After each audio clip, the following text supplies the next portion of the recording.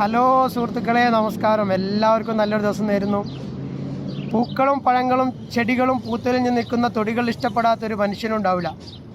നമ്മൾ ഏതെങ്കിലുമൊക്കെ വഴിക്ക് പോകുമ്പോൾ ചില വീട്ടുമുറ്റത്തൊക്കെ ഇതൊക്കെ ഇങ്ങനെ പൂത്തുലഞ്ഞ് നിൽക്കുന്നത് കാണുമ്പോൾ നമുക്കും നമ്മുടെ വീട്ടിലും വേണമെന്ന് ആഗ്രഹിക്കും. അതൊരു തെറ്റല്ല. അങ്ങനെ നമ്മൾ ആ ചെടികൾ എവിടെ കിട്ടുന്നത് അന്വേഷിച്ച് പോവുകയും ആ ചെടികൾ കൊണ്ടുവന്ന് നമ്മുടെ വീടിൻ്റെ ചുറ്റും നടും. പക്ഷേ വെള്ളവും വളമൊക്കെ കൊടുത്തിട്ടും കുറേ ദിവസം കഴിയുമ്പോൾ ആ ചെടികൾ ഉണങ്ങിപ്പോകുന്നത് നമുക്ക് കാണാൻ പറ്റും.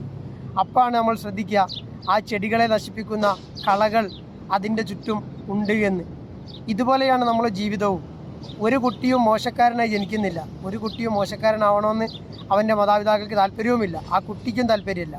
പക്ഷേ ആ കുട്ടി വളർന്നു വരുന്ന ചുറ്റുപാടിൽ ആ കുട്ടിയെ നശിപ്പിക്കുന്ന കളകൾ ഉണ്ടെങ്കിൽ ആ കുട്ടി മോശക്കാരനായി മാറും.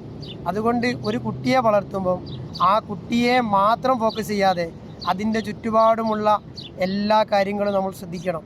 അങ്ങനെ ശ്രദ്ധിച്ച് നല്ല കുട്ടികളെ സമൂഹത്തിന് നൽകുന്ന മാതാപിതാക്കളാവാൻ നമുക്ക് കഴിയട്ടെ എന്ന് പ്രാർത്ഥിച്ചുകൊണ്ട് അടുത്ത വീഡിയോ വരും വരേക്കും താങ്ക് യു.